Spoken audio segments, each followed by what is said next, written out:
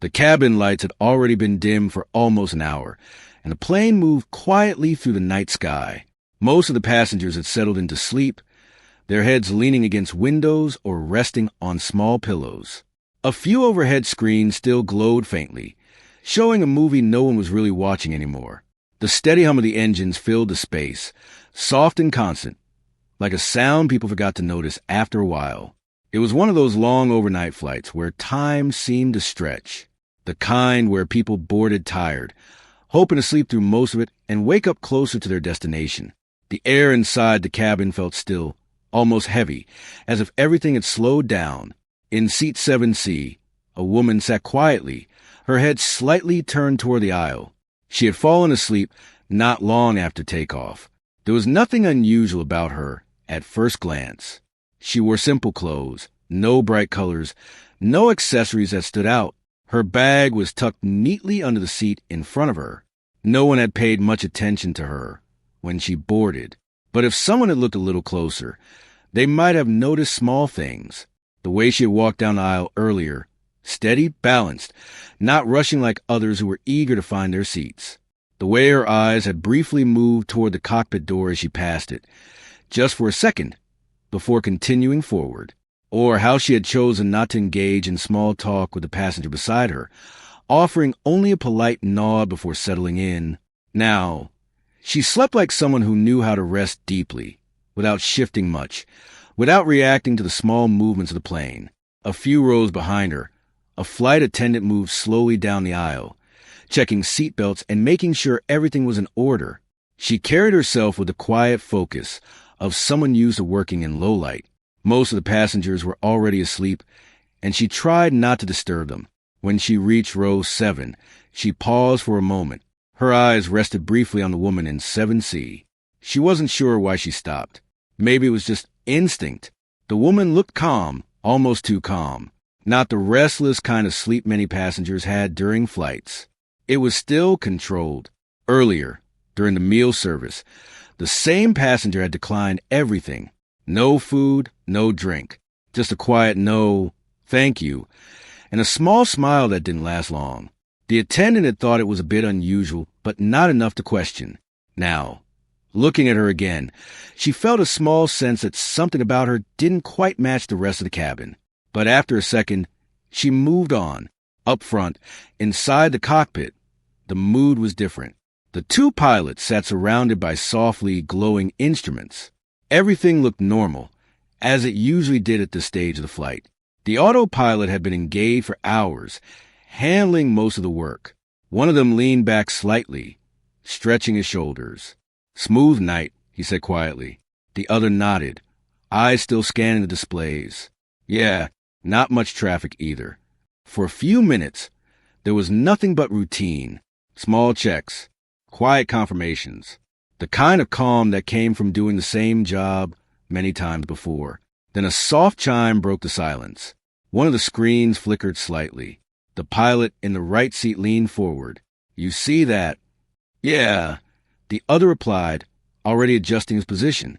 "Probably just a minor glitch." The display stabilized again almost immediately. The numbers returned to normal. No warnings followed. Still, the pilot tapped a few controls, just to be sure. "System looks fine," he said after a moment. "Yeah," the other agreed. "Probably nothing." They had both seen small irregularities before. It wasn't uncommon for systems to show brief errors that corrected themselves. Most of the time, it meant nothing. Behind them, the cabin remained quiet. A man across the aisle from seat 7C shifted in his sleep, adjusting his blanket. He had noticed the woman earlier when she sat down, not because she did anything unusual, but because she didn't do anything at all. No phone scrolling, no searching for headphones, no restless movement, just stillness. At one point, he had tried to start a conversation. "Long flight," he had said with a tired smile. She had turned slightly, met his eyes for a brief second, and nodded. "Yes." That was all. Her voice had been calm, clear, and then she had closed her eyes shortly after. The conversation ended before it even began. Now, he glanced at her again, half awake. She hadn't moved. He found it strange, but sleep pulled him back down before he could think much about it. Further down the aisle, another flight attendant quietly poured water into a plastic cup for a passenger who had just woken up. The small sounds of movement were gentle, careful not to disturb others. Everything seemed normal. Up in the cockpit, the quiet returned again until the sound came back. This time it was sharper, a warning tone. Both pilots reacted immediately. "What was that?" one of them said, already leaning forward. The screen in front of them showed a brief message before it disappeared again. Autopilot fluctuation. The other read quickly.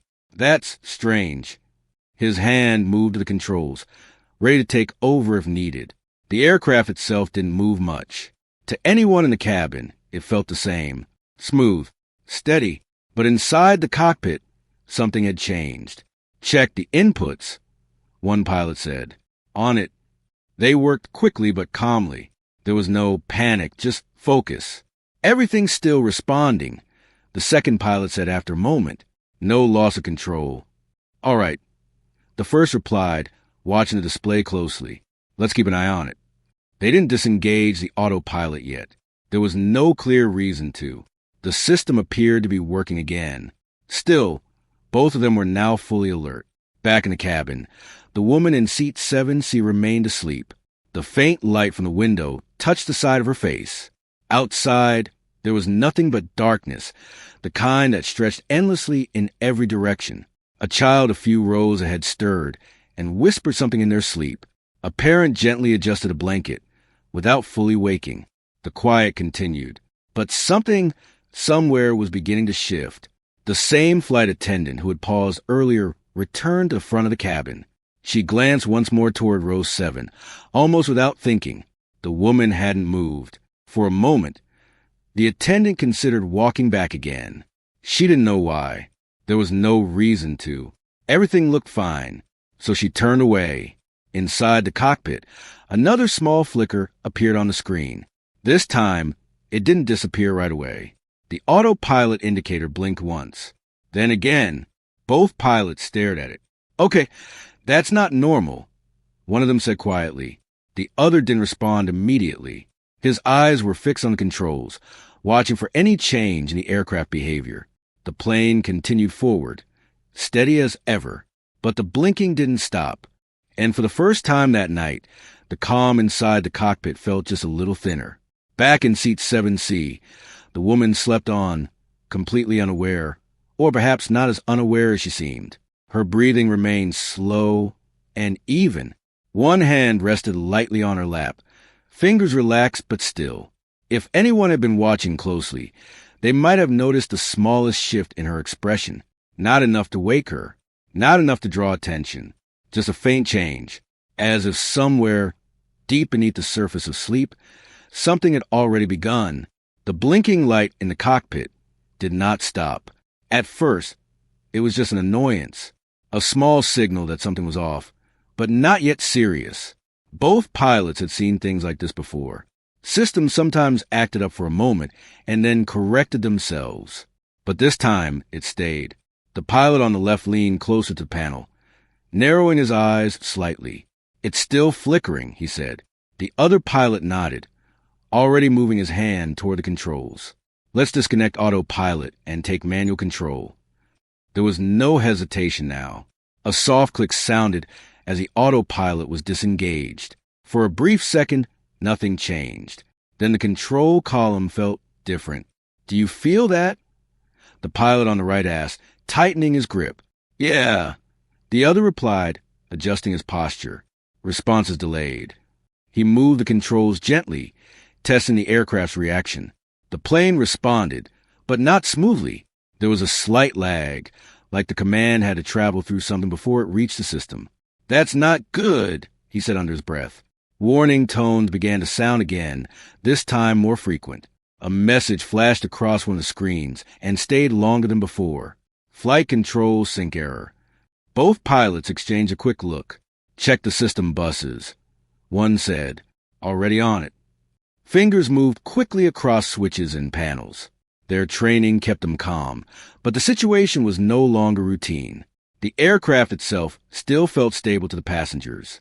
In the cabin, Nothing had changed enough to raise concern. The hum of the engines continued, steady and calm. A passenger near the back shifted in their seat, adjusting their neck pillow. Another reached up to adjust the air vent. Quiet, normal movements filled the space. But in the cockpit, the tension was growing.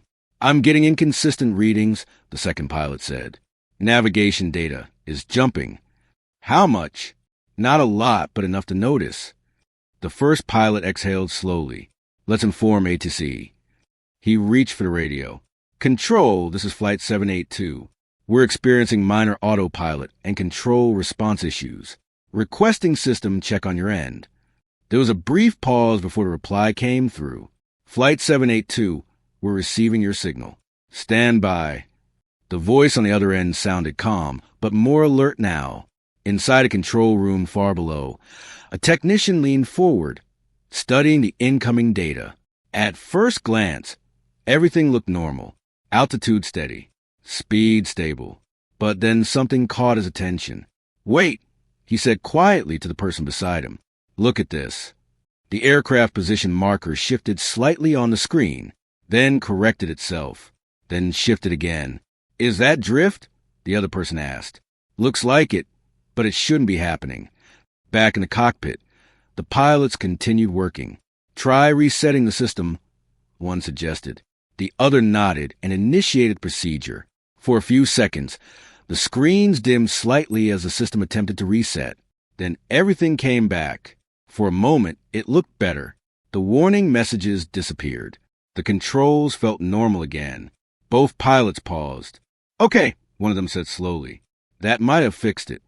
But before the sentence could fully settle, a sharp tone cut through the air. Louder this time. More urgent. The same warning returned, along with a new one. "Navigation signal conflict." "What does that even mean?" the second pilot said, frowning. "It means something's interfering," the first replied. "Or the system thinks it is." The aircraft gave a very slight shift. Not enough to alarm passengers, but enough for the pilots to feel it. "Correcting," one said, "adjusting controls." But again there was that delay. That small, unsettling lag. In the cabin, the first real sign that something was off appeared. A flight attendant, walking down the aisle, paused slightly as she felt the subtle movement. It wasn't turbulence. It felt different. She looked toward the front of the plane, her expression tightening just a little. Still, she kept her voice calm as she spoke softly to a passenger who had just woken up. "Everything's fine. Just a small adjustment." The passenger nodded, not fully awake, and closed her eyes again. A few rows ahead, the man across from seat 7C opened his eyes briefly. He felt it too. He glanced sideways. The woman in 7C hadn't moved at all. Still asleep, still calm. He stared at her for a second longer than before, then looked away, unsure why it felt strange. Up in the cockpit, things were getting worse. "I'm losing stable input," the second pilot said. "Controls are responding, but not consistently. Try manual override on the secondary system." Doing it now. Another switch. Another attempt. For a moment, it worked. Then the system pushed back. Literally. The control column shifted slightly against the pilot's hands. Both of them froze for a fraction of a second. "Did you just—" "Yeah," the other interrupted. "That wasn't me." A heavy silence filled the cockpit. The system was no longer just failing. It was conflicting. The radio crackled again. "Flight 782, we're seeing irregular movement on our end. Can you confirm control status?" The pilot pressed a button. "Control is unstable. We have delayed response and conflicting signals. Attempting to maintain heading." There was a longer pause this time. Then the reply came back, more serious. "Understood. You are drifting slightly off course. Adjust heading 2 degrees east." "We're trying," the pilot said, his voice controlled but firm. He adjusted the controls. The aircraft responded, but slower than it should have. "Come on," he muttered under his breath. Down below, in the control room, more people had gathered around the screens. "This isn't just a glitch," someone said. "No," another replied. "It's spreading across systems." Communications look unstable too. And navigation. A supervisor stepped closer, watching the data carefully. "Is this internal?" he asked. "No clear sign," came the answer, "but something's definitely interfering." Back in the sky, the situation continued to build. Inside the cabin, the feeling of normalcy was starting to crack. A light above one row flickered briefly. A passenger pressed a call button, unsure why. Another looked out the window, sensing something felt off but unable to explain it. The flight attendants exchanged quiet glances now. No one said it out loud, but they all felt it. Something wasn't right. In seat 7C, the woman's fingers moved slightly. Just a small motion, almost unnoticeable. Her breathing changed just a little, not waking, but not as deeply asleep as before. Up front, the pilots were running out of simple options. "We can't keep fighting the system like this," one said. "I know." Another warning flashed. This one stayed. Autopilot re-engagement attempt. "I didn't activate that," the second pilot said quickly. "Neither did I." They both stared at the panel. The system was trying to turn itself back on. "Override it," one said immediately. "I'm trying." The pilot hit the control again, forcing the system off. For a moment, it worked. Then the message appeared again, like something was pushing back. The radio came alive once more, but this time it wasn't the usual calm voice. "Flight 782, we are escalating the situation. Maintain current heading as best as possible." The pilot responded, "We're doing everything we can." There was a pause. Then a different voice came through. Lower, more direct. "Flight 782, be advised, support units are being deployed." The pilots exchanged a quick glance. "Support units?" one repeated quietly. They didn't get an answer right away. Far below, orders were being given quickly now. 2 military helicopters were already preparing for takeoff, engines starting, rotors beginning to turn, because whatever was happening to that aircraft was no longer being treated as a routine problem. Back in cabin, the air felt slightly heavier now, not physically, but in a way people could sense without understanding. The man across from 7C sat up a little straighter. He looked again at the woman. Still calm, still quiet. But now, for some reason, he couldn't look away for long. And somewhere in the distance, still far but closing in, the faint outline of something moving fast through the night sky began to form. Inside the cockpit, the blinking lights didn't stop. They only grew more urgent. And whatever was happening was getting closer to something no one on board was ready for. By the time the next call came through the cockpit radio, the atmosphere inside the aircraft had completely changed. The calm from earlier was gone. Now, every second felt important. The warning sounds no longer came in short bursts. They stayed, repeating at uneven intervals, like something struggling to stabilize and failing each time. The pilots were fully focused, their hands steady but tense on the controls. "I'm holding it as best as I can," one said, his voice controlled. The other scanned the panels again, hoping for anything, that made sense. But the readings kept shifting, not wildly, but just enough to make every decision harder. "Navigation is still off," he said. "Not by much, but it keeps correcting itself. Then drifting again." "That shouldn't happen," the first replied. "I know." The radio crackled. This time, the voice that came through was different. Not the usual air traffic control tone. It was more direct, more urgent. "Flight 782, listen carefully." Both pilots looked at each other for a brief second. "Go ahead," one responded. There was a short pause on the other end, like whoever was speaking was choosing their words very carefully. "You need to locate a passenger on board." The pilot frowned slightly. "We're dealing with a control issue right now. Is this related?" "Yes," the voice said immediately. "It is directly related." A moment of silence followed in the cockpit. "Passenger is seated in 7C, the voice continued. "Wake her up immediately." Both pilots froze. For a second, neither of them spoke. Then the first pilot leaned toward the radio again. "Confirm that. You want us to wake a passenger?" "That is correct." There was no hesitation in the reply. The second pilot shook his head slightly, confused. "What does a passenger have to do with this?" The answer came back quickly. She is not just a passenger. Wake her up, now. The line went quiet after that. No further explanation. No additional details. Just that instruction. Inside the cockpit, the two pilots stared at each other. That doesn't make any sense, one said under his breath. No, the other replied. But neither does any of this. Another warning tone cut through the air.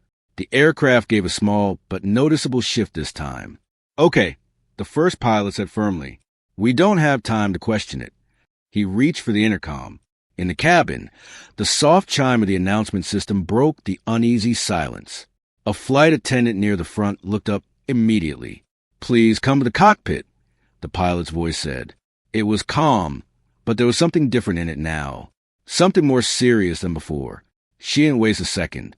Walking quickly but not running, she made her way forward and stepped inside. What's going on? She asked quietly. The pilot didn't answer right away. Instead, he looked at her directly. We need you to wake the passenger in seat 7C. She blinked, clearly confused. 7C? Yes. Is she sick or...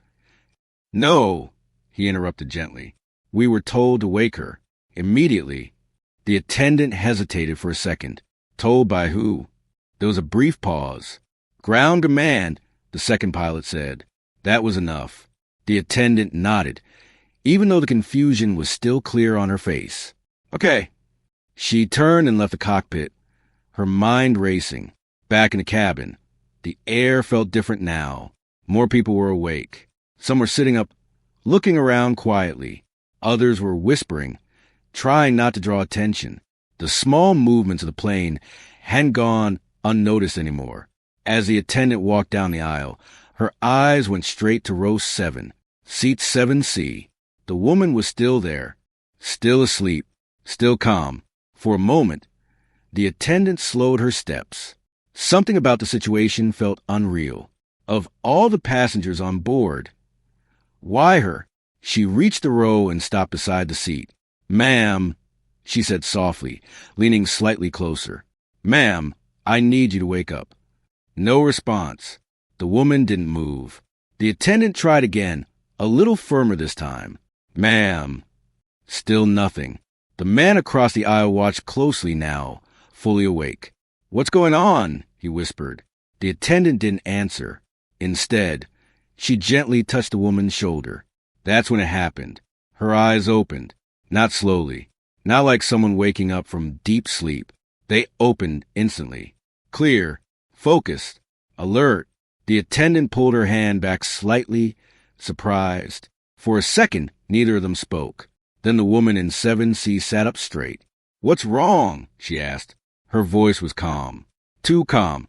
The attendant hesitated, caught off guard by how quickly she had responded. The cockpit, they need you, she said. The woman's expression changed just slightly. Not fear, not confusion. Something else. What's happened with the aircraft? She asked immediately. The attendant blinked. There's a control issue. How long? The woman asked. Since, I'm not sure exactly. Maybe a few minutes. The woman nodded once, like she already understood more than what had been said. She unfastened her seatbelt in one smooth motion and stood up. The man across the aisle leaned back slightly, making space as she stepped into the aisle. He couldn't explain it, but something about her presence felt different now. More certain. As she followed the attendant toward the front, a few passengers watched quietly. No one spoke. They just looked. Inside the cockpit, both pilots turned as the door opened. The attendant stepped aside, and the woman walked in. For a brief moment, everything felt still. Seat 7C, one of the pilots said, almost confirmed. She nodded slightly. Yes. There was no hesitation in her voice. The second pilot gestured toward the panels. We're having control issues. Autopilot disengaged, but the system keeps trying to override. Navigation is unstable. She stepped closer, her eyes scanning the instruments quickly, not like someone seeing them for the first time, like someone who already knew what she was looking at. Have you isolated the input channels? She asked. Both pilots paused. That's not standard procedure, one said carefully. It is if the system is in a feedback loop. she replied. The words landed heavily. The pilots exchanged another look. How do you know that? The second one asked. She didn't answer right away. Instead, she pointed to one of the displays. That signal conflict is not external. What do you mean? The first pilot asked. It's internal, she said. The system is reacting to something it thinks is wrong, and it's overcorrecting. Another warning tone sounded. The aircraft shifted slightly again. The woman remained steady. You don't have much time, she said quietly. Those words changed everything. The cockpit no longer felt like a place of control. It felt like a place running out of it. The first pilot took a breath. All right, tell us what to do. For the first time since she woke up, the woman paused. Just for a second. Then she looked at both of them. I'm going to need full access to the controls, she said. Neither of them responded immediately. It wasn't a small request. But then another warning flashed across the screen. Stronger this time. More urgent. The system was getting worse. Fast. Finally, the second pilot nodded. Do it. She stepped forward, and as her hands moved closer to the controls, the situation shifted from confusion to something much more serious. Because now, whatever happened next depended on her. The moment her hands moved over the control panel, the space inside the cockpit felt different. Not calmer, not safer, just more focused. The warning tones were still sounding, the screen still flashing messages that didn't fully make sense, but now there was a clear direction. The woman from seat 7C didn't rush. Every movement she made was careful, precise, like she had done something like this before. Don't fight the system directly, she said quietly. It's already reacting to your inputs. One of the pilots tightened his grip slightly. Then what do we do? Just let it take over. No, she replied. We can fuse it first. That answer made both of them pause. She pointed toward one of the panels. I need you to switch off secondary navigation input. That will limit our tracking, the second pilot said. I know, she answered calmly. Do it anyway. There was only a brief moment of hesitation before he reached forward and flipped the switch. One of the displays dimmed. Immediately, a warning appeared. Navigation degraded. The aircraft gave a small shift again. In the cabin, a few passengers looked up at the same time. This movement was stronger than before. Not violent, but noticeable enough to make people sit straighter. A flight attendant placed her hand gently on the back of a seat, steadying herself. It's okay, she said softly to a nearby passenger, even though she could feel her own heartbeat rising. Up front, the woman continued. Now disconnect the auxiliary data link. The first pilot frowned. That's feeding into the system loop. Yes, she said, and it's part of the problem. He nodded and followed the instruction. Another switch. Another change. The cockpit lights flickered slightly as the system adjusted. For a moment, everything went quieter. Too quiet. The warning tone stopped. All three of them froze. Did that fix it? The second pilot asked, almost hopeful. The woman didn't answer right away. Her eyes moved across the screens, reading every detail. No, she said softly. It's thinking. Almost as if the system heard her, the warnings came back, louder than before. A new message appeared. System conflict unresolved. The control column shifted slightly again, pushing against the pilot's hands. Okay, I don't like that, he said under his breath. You don't have to like it, she replied. You just have to stay steady. She reached toward another panel, stopping just short of touching it. If we shut down the primary link too early, we lose control completely, she said. But if we wait too long... She didn't finish the sentence. The pilots didn't need her to. They could already feel it. The system was getting more aggressive. Outside, far in the distance, two dark shapes moved quickly through the night sky. Their lights were faint at first, barely visible against the darkness. But they were getting closer. Inside the aircraft, the tension continued to build. In the cabin, more passengers were awake now. No one was panicking. But the quiet was no longer peaceful. It was filled with questions. A man leaned toward the aisle, trying to look toward the front. Is everything okay? He whispered. A flight attendant gave a small nod. Yes, just a minor issue. Please stay seated. Her voice was calm, but her eyes gave away a different story. Back in the cockpit, the woman took a slow breath. "Next step," she said. "We isolate the main system." The first pilot looked at her quickly. "That's risky." "I know. We could lose full control." "Yes." There was no fear in her voice, just clarity. "That's why we don't stay there long," she added. The second pilot leaned back slightly. "You've done this before?" It wasn't really a question. She didn't look at him. "Something like it," she said. Another warning tone cut through the air. Louder, more urgent. The system was getting closer to something neither of the pilots wanted to see. Autopilot re-engagement attempt. It flashed again, and again. "It's trying harder now," one of them said. "Because it's running out of options," she replied. That answer didn't make them feel better. She pointed again. "On my signal, shut down primary link."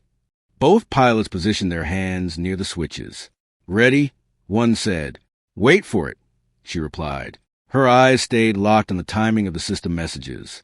There was a pattern, small, almost hidden, but it was there. Outside, the distant shapes were clearer now. 2 military helicopters, flying fast and steady. Their presence wasn't visible to the passengers yet, but in the cockpit, the instruments had already picked them up. "Traffic approaching," the second pilot said. "Military," the first added, reading the signal. Neither of them questioned it. They knew now the situation had gone far beyond a normal issue. "Focus," the woman said softly. Her voice cut through everything else. The warning tones, the movement, the pressure. "Now," she said. Both pilots acted instantly. Switches flipped. For a single moment, everything changed. The screens went dark. The warning sound stopped completely, and the control column went still. No resistance, no movement, nothing. The silence in the cockpit was heavy. "Did we just—" one of the pilots began. "Wait," she said quickly.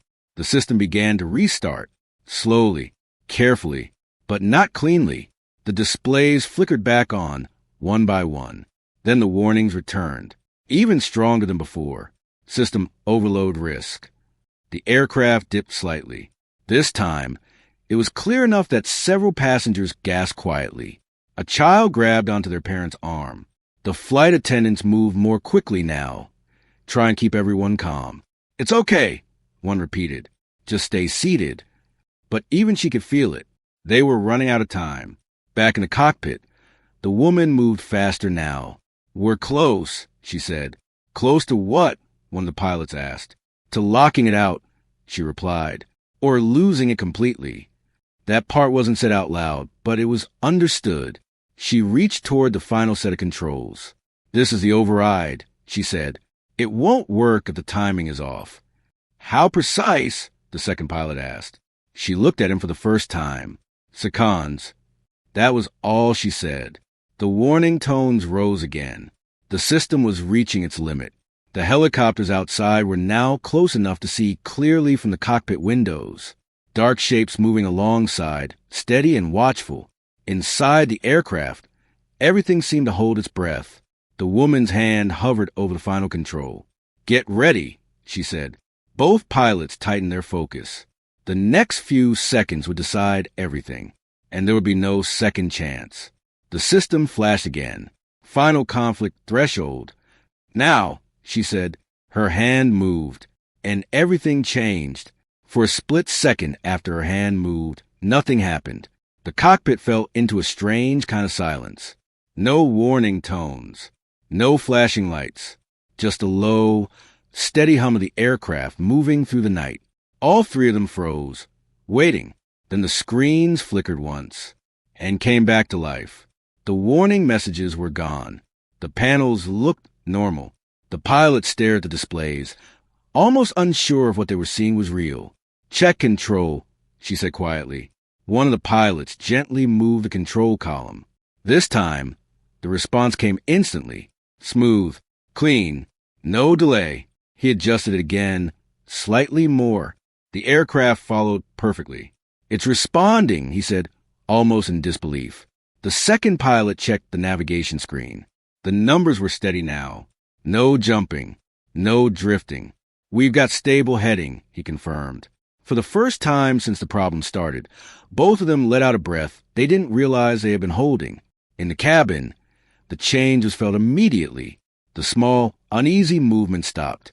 The plane felt steady again. Passengers who had been gripping armrests slowly relaxed. A few exchanged quiet looks, unsure what had just happened, but sensing that something had passed. A child who had been holding on to a parent's arm finally loosened their grip. The flight attendants noticed it too. One of them stood still for a moment, feeling the difference beneath her feet. Then she gave a small, reassuring smile to the nearest passenger. "Everything's okay now," she said softly. Up in the cockpit, the tension hadn't fully left yet. The pilots continued checking every system, one by one. Primary controls good. Navigation stable. Communication normal. Each confirmation brought a little more confidence. Outside, the two helicopters maintained their position for a few moments longer, flying alongside in the dark sky. Their presence felt less urgent now, more like silent watchers making sure everything stayed under control. Inside, the woman from seat 7C stepped back from the panel. Her hands were still, her breathing steady. As if nothing unusual had just happened, one of the pilots looked at her, still trying to process everything. "What did you do?" he asked. She didn't answer right away. Instead, she looked at the instruments one last time, making sure the system was truly stable. "It reset the loop," she said finally, forced it to stop correcting itself. The second pilot shook his head slightly. That didn't look like a normal system error. "It wasn't," she replied. Her voice stayed calm, but there was something behind it now, something she wasn't saying. The first pilot leaned back slightly in his seat. "We were told to wake you. Said you were not just a passenger." She gave a small, almost distant nod. "I used to work on systems like this," she said. "Used to?" he asked. She didn't respond to that part. Instead, she glanced toward the cockpit window, where the faint outline of the helicopters could still be seen. "They got here fast," she said. "They were already on alert, I guess," the second pilot replied. "Yeah," she said quietly. "I guess they were." There was a short silence after that, the kind that felt heavier than the noise from before. Back in the cabin, things slowly returned to normal. Passengers adjusted their seats again. Some tried to go back to sleep. Even though their rest would now be lighter, others stayed awake, staring ahead, thinking about what they had just felt but couldn't fully understand. The man across from 7C looked at the empty seat now. He leaned slightly into the aisle, watching the front of the cabin. "Where did she go?" he asked the flight attendant quietly. "She's just assisting the crew," she replied gently. He nodded, but his eyes stayed focused forward. There was something about her that stayed in his mind, something he couldn't explain. Up in the cockpit, a new message came through the radio. "Flight 782, confirmed status." The pilot responded immediately. "Control restored. System stable. We're back on course." There was a short pause before the reply came. "Understood. Maintain current heading. Prepare for escorted descent." "Escorted?" the pilot repeated. "Yes," the voice replied. "Follow instructions on approach." The line went quiet again. The second pilot leaned back slightly. "This just keeps getting stranger." The first one nodded. Neither of them argued. They both knew this wasn't over yet. The woman turned slightly, preparing to leave the cockpit. "You're going back?" one of them asked. "Yes." "That's it," the other said, surprised. She paused near the door. "For now," she said. Her hand rested briefly on the handle, but she didn't open it right away. "There's one more thing," she added. Both pilots looked at her. That system, it didn't fail on its own. The words settled slowly in the air. "What do you mean?" one asked. She looked at them both, her expression calm but serious. "It reacted to something," she said. "Something it wasn't supposed to see." "External interference?" the second pilot asked. She shook her head slightly. "Not exactly." That answer only raised more questions. But before they could ask them, she opened the door and stepped out. Back in the cabin, people looked up as she returned, not openly staring, but watching quietly. She walked back down the aisle the same way she had earlier. Calm, balanced, unhurried, When she reached seat 7C, she sat down and fastened her seatbelt. The man across from her hesitated for a moment, then spoke. "Everything okay?" he asked. She turned her head slightly toward him. "Yes," she said. Her voice was the same as before. Simple, calm. He nodded slowly, unsure what else to say. A few minutes later, the flight attendants resumed their normal duties, though their movements were still more careful than before. The plane began its gradual descent. Outside, the first faint signs of morning were beginning to appear far on the horizon, a thin line of light separating night from day. The helicopter stayed nearby for most of the descent, only pulling away when the aircraft was safely aligned for landing. Inside the cockpit, everything remained stable. No warnings, no strange signals, just normal flight. When the wheels finally touched the ground, the landing was smooth, almost too smooth, considering everything that had happened. As the aircraft slowed and taxied, there was no applause from the passengers, just quiet, tired silence, relief without celebration. When the doors finally opened, things moved quickly. Passengers were asked to remain seated. A few people in official uniforms entered the plane. They spoke briefly with the crew, then looked down the aisle, straight toward seat 7C. The woman stood up before they even reached her, as if she had been expecting them. No resistance, no questions. She simply picked up her bag before stepping forward. She paused for just a second. Her eyes moved toward the cockpit, then back toward the aisle, and then she walked. The people around her stayed silent as she passed. No one stopped her. No one asked anything.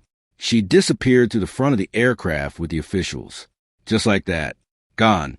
Later, as the passengers finally began to leave, quiet conversation started. "What happened? Did you feel that? Was it turbulence?"